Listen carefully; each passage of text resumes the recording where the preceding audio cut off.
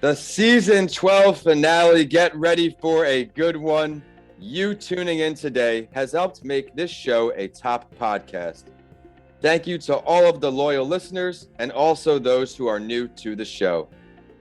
To end season 12, I am bringing on someone who has done it all and also shared a stage with Daymond John, Marshall Goodsmith, Martha Stewart, and so much more. She is a founder, business behavioral expert, nationally syndicated radio host, keynote speaker, author, Thinkers 50 Radar. Even she was a former MBA Program Chair at the Forbes School of Business.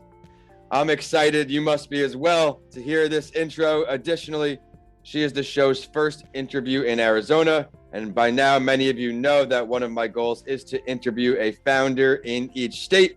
And as we have an experienced leader here, there will be a lot of takeaways. Stay tuned. Before I bring her on, we have to learn how she podcasts. Diane, which platform do you stream your shows through? Well, that was quite an introduction. Thank you. I sound a lot more important. I stream just about everywhere. That's the thing. My show is, in addition to being a podcast, is nationally syndicated on AM/FM stations. So in addition to everywhere podcasts are aired, like iTunes, and we're also on Roku, and we're on, all the Google platforms and Echo, and just about anywhere you find podcasts. But it's nice to be on the AM/FM stations. I use a site, Poditize, which transcribes my show as well. So I love that because nice. It links to everything that we talk about. And since I have 3 1-hour shows a week, that's quite a bit of content. So it's really nice. Is that also a hosting site? Yes. Yeah. I use a guy named Tom Hazard at Brandcasting U, and he has Poditize is what he used. And I've used Libsyn and some of the other platforms, but I like this one a lot. I'm on Buzzsprout, so I'm curious to see how things can transfer over. But how do you like to listen to your personal podcasts, ones that you're tuning in for your enjoyment? I do so much of my own. I haven't listened to as many as I used to, but I tend to listen to them on my days on weekends. Usually is the only time I have to listen to them. And a lot of it is when I'm driving to I have a second house that's out of the heat here in Phoenix. It's a couple hours away. So I tend to listen to it then when I'm on the road. Yeah. So in the car, on the weekends, are you Apple or Spotify if it's on your own? Amazon? I am Apple. It's easy. It's easy. Yeah. The podcast app on Apple is just so it goes to my car. I listen. Yeah. I don't need headphones. I usually make my husband listen to my show sometimes. Like if he hasn't heard one, if there's a really good one, I'll go, oh, you have to listen to this. But in general, I don't listen to my own show. I listen to other people's. I love it. Now we know how Diane podcasts. You will find out how to find the link to her shows at the end of the episode. So stay tuned. And whether you're looking to start or scale your business, this is the show for you. If it is your first time sitting down with us, each week since December 2019, I have interviewed the founder of a company or brand from around the country and across the globe. They all take you through their successes, let you know what worked well, what did not work well, and all of the lessons learned along the way. You never know which motivational journey will inspire you most. In addition to all of the titles she holds in my introduction, she is also the founder and CEO of Tonerra, which is a consulting and media-based business. They are dedicated to improving organization success, and they offer speaking, training, assessment, and consulting services regarding curiosity, emotional intelligence, engagement, generational conflict, and other common business success-related issues. I also learned she's authored multiple books, so stay tuned for her interview on writing with authors. They are required in universities around the world, including Cracking the Curiosity Code, The Key to Unlocking Human Potential. I have to now bring her on, Dr. Diane Hamilton. Diane, it's great to see you. Thank you for joining the show. Well, thank you for having me here. I was looking forward to this. I am as well. Would you mind giving our audience a preview to a little more Diane before we dive into business talk? Well, the good thing about getting older is that you've done a lot of things. I'll tell you that. I I'm trying to think of an industry I haven't been in, but I was in sales for most of my career. I've sold everything from computers to loans to real estate to I was in pharmaceutical sales for 15 years. I worked for AstraZeneca for 20. So I've just about got that foundational sales background. I know you were, in the MBA program. I've been MBA Program Chair at Forbes School of Business, as you mentioned, but I've taught thousands of online business courses. I've worked for so many different online universities. It worked as a short stint as a dean and different things in different aspects, but I mostly work as an associate faculty now. And what I do is I take what I learn every day and share it either through my radio show and podcast, or I do in my classes, I'm sharing there, or with Tonerra, I'm consulting and speaking and training companies around the world to improve curiosity, perception, and a lot of different aspects that help improve engagement, innovation, and ultimately productivity. So when you mentioned that I wrote the book, Cracking the Curiosity Code, I was working on that because I had interviewed so many interesting people on my show, and everybody from Steve Forbes to billionaires like Craig from Craigslist, or what, you name whoever I've spoken with, they were super curious people. So I thought I'm going to write a book about curiosity because I found it so fascinating. But I had written my doctoral dissertation on emotional intelligence and had been so interested in personality and assessments and things that you could measure. So when I started to write the book, I was like, well, where's the instrument to tell you what's inhibiting the curiosity for these people who don't have it? And there wasn't one. And so there was instruments that kind of told you if you were high or low levels of curiosity, but if you're low, then what do you do, right? So I created one, and that was really hard, let me tell you. But that got me noticed, and that's how I won the Thinkers 50 radar, which is kind of like the Academy Awards for business thinkers. So I was really honored to get into that group of people. And so that kind of was my journey. And now I continue to still teach, still do my show, still run my company, and it's kind of a busy day. Yeah, well, congratulations on that award winning. And I see your company. It's been around, it's survived. There's a lot of lessons to be learned over 15 years in business. So congratulations there too. You've been doing it a long time. You've had your own business, run your own show. What are two of the hardest parts for you? Always the hardest part for me is delegation. I want to do everything because I know I could do it faster. I'm one of those hyper people, as you can tell from my mannerisms. If for those who aren't seeing me, I'm very hyper. I have a very hard time letting people do things for me. And I think that that's something you need to do. Not only do you need to do it to help you with your day, but you need to help them to develop. And if you're doing everything for your people, they're not going to develop to the next level. And you actually need to get them to be able to replace you in certain positions someday. Yeah. And so I think that was one of the hardest lessons. A lot of people, I don't know if I would say, I would micromanage. If somebody worked for me, I would let them do the job, but I had a hard time giving them the things to begin with. And I think that's a hard lesson learned. Yeah. I think another lesson is you tend to throw money at training and things that trying to get the best and most knowledge out there. And sometimes you waste a lot of money in the process. And so you're kind of trying to reinvent the wheel, and you need to find people, mentors who know more than you do, but not the people who are just trying to sell you something. And I think that that's a lot of new entrepreneurs fall into that. I teach a lot of entrepreneurship in the thousands of courses I've taught. Most of them are leadership, entrepreneurship, HR, and those types of related courses. And so I think, that's the kind of stuff I share with my students, because I think a lot of them want to just take every course and go to every mastermind and join every group. And you don't have the time, and you definitely don't have the money to do all that. So you have to be very critical thinking in how you pick those types of things. I can definitely see where the delegating can get challenging. In entrepreneurship, your business is your baby. Letting it go is very, very hard because you know how things you want. I've had interns in the past where in the beginning it wasn't off to the best start, but I was trying to be patient and understand that things do take time. So great advice there. Is there any advice you can give our audience where you said you kind of found wasting money on wrong vendors, perhaps? Is there any way that you found a way to pick the needle out of the haystack, really Your selection I think, process. Yeah. I think, you can call a lot of people who have joined some of the mastermind type of things or the groups like that. I think we're the most, some of them are okay. Some of them are just very high priced to network. Here's what you get is sometimes, if you've ever been to like a Chamber of Commerce event where you've got your thing, well, everybody else is just selling at you and everybody's selling and nobody's buying. A lot of these things are that way. And what I think you need to do is check with people who have maybe left the group that you're thinking of joining, if you could find them, and find out why and what I think a lot of people are trying to make money and they sometimes do it at the expense of the new entrepreneur. And that can be really problematic. A lot of it is doing your research and finding out what it is. Can you get your money back if you don't feel like it's useful? Just do your research in that respect.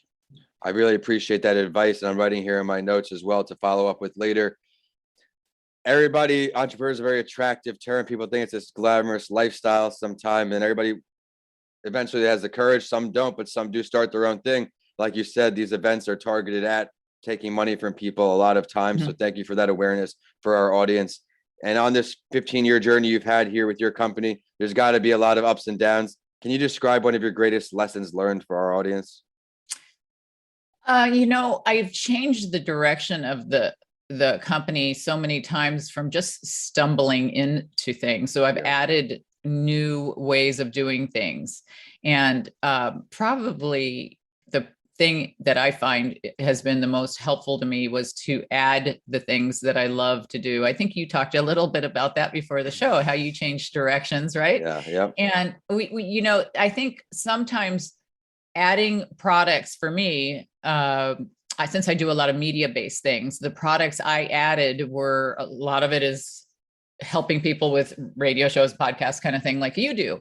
But I also have added a lot more training, which was more my wheelhouse to be online, since that's how my first book was about online education.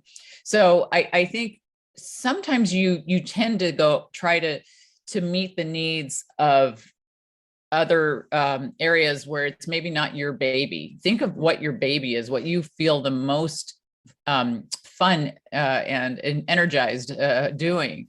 And I think that that has been a big lesson to me. I've added products and things that I do based more on my wheelhouse and not necessarily what I think that the market maybe wants. I did more research to find out what people want from me. I think sometimes if you're a consultant, you have to pay attention to what are people asking you? What kinds of questions are you getting every day?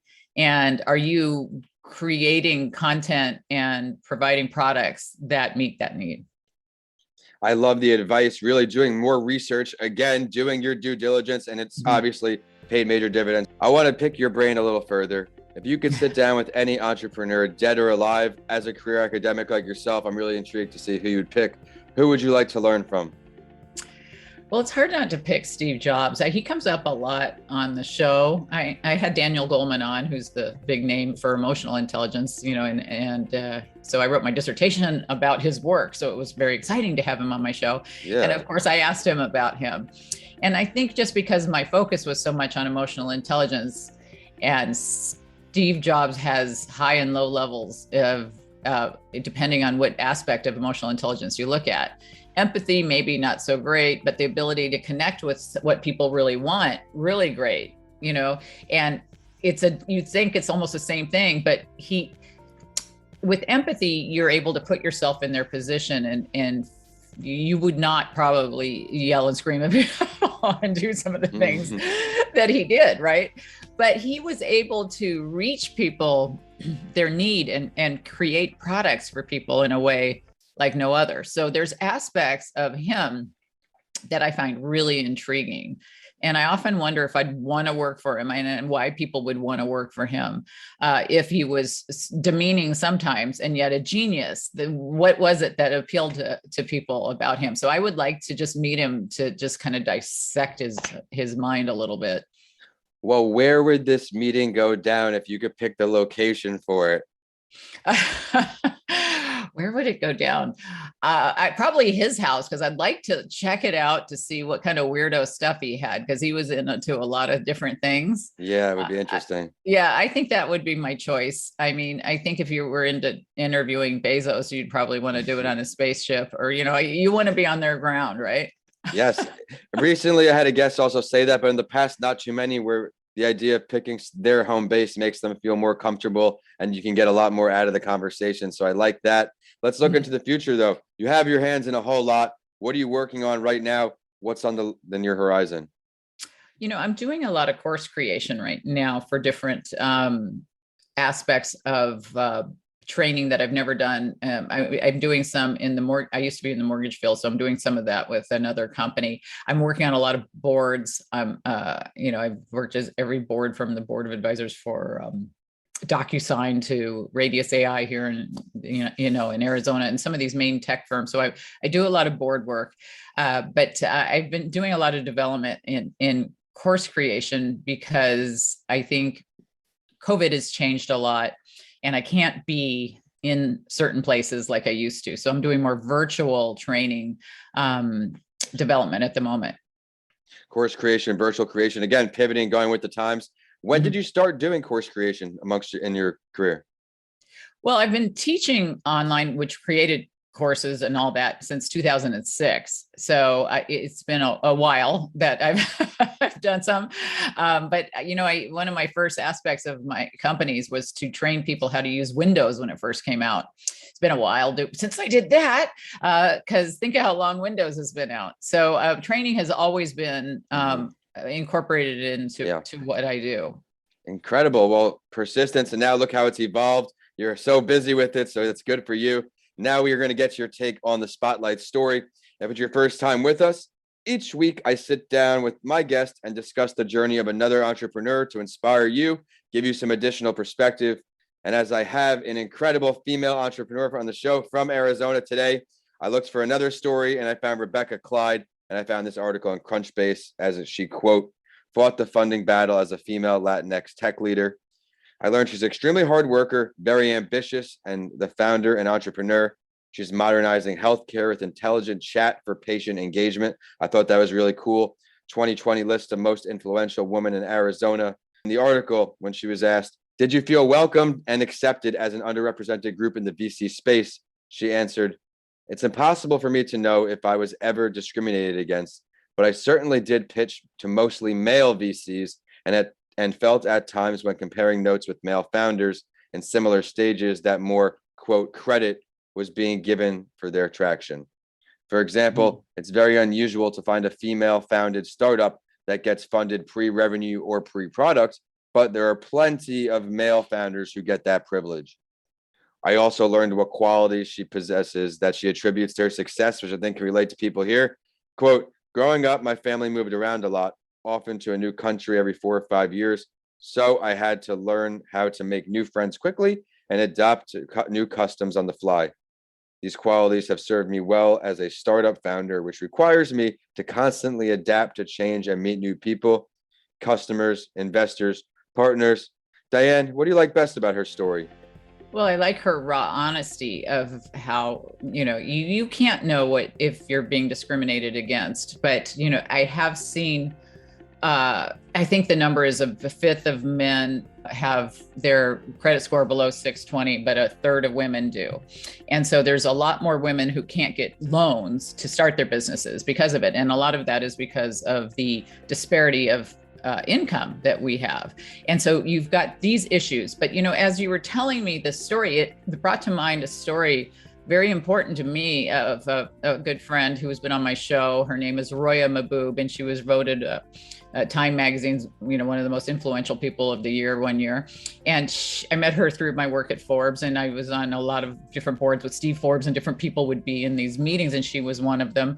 And I remember going to dinner with her one night, and because she had started a company for women in Afghanistan to be trained to get online jobs so that they could work online. So they had never even been around computers, and now they're training, and women didn't traditionally have that back then. And she had to create her company under the name of her brothers. and her family because women in Afghanistan couldn't do this. And I remember asking her about this, and she said, yeah, she couldn't be the face. She had to, have them be it.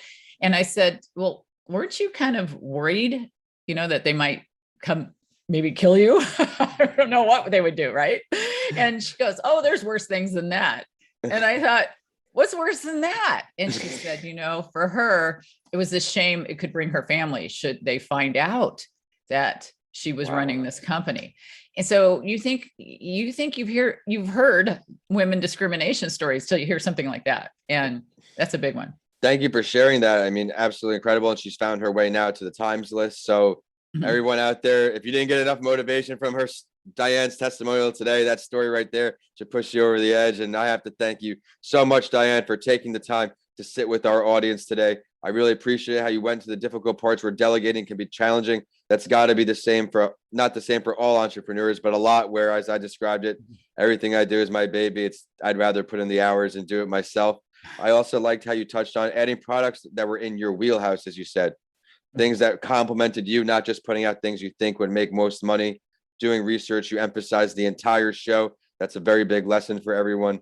I'd like to now ask you for your last word.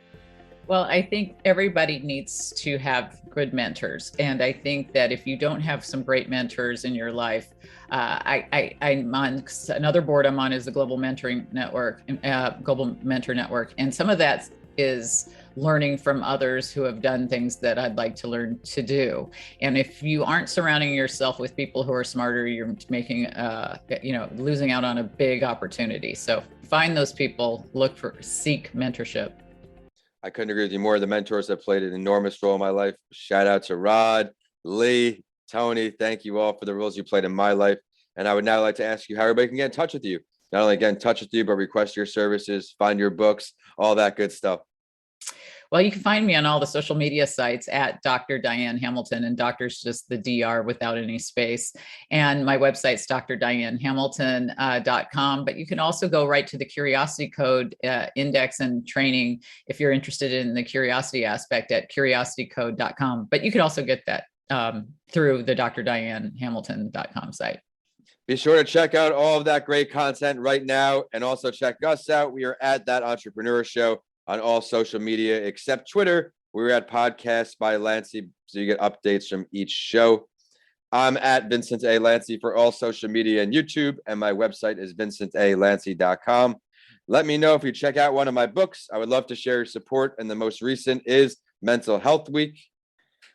We have to end the show with a quote, and this one is from the Spotlight Entrepreneur when asked what advice she has for female founders at the beginning of their journey. First, you must believe in your vision and be so committed to it that you can overcome the overwhelming amount of obstacles that you will face. Then just be prepared for a lot of rejection you probably never experienced. I certainly never had. I was a classic high achiever from a young age that always excelled in everything I ever did. It's different in entrepreneurship. The system is designed to reject us. So realize that going in and prepare accordingly. Thank you all for listening, and we will see you next week on That Entrepreneur Show and for a new season. Diane, thank you for ending season 12. Oh, well, thank you. I'm honored to be here. This was so much fun.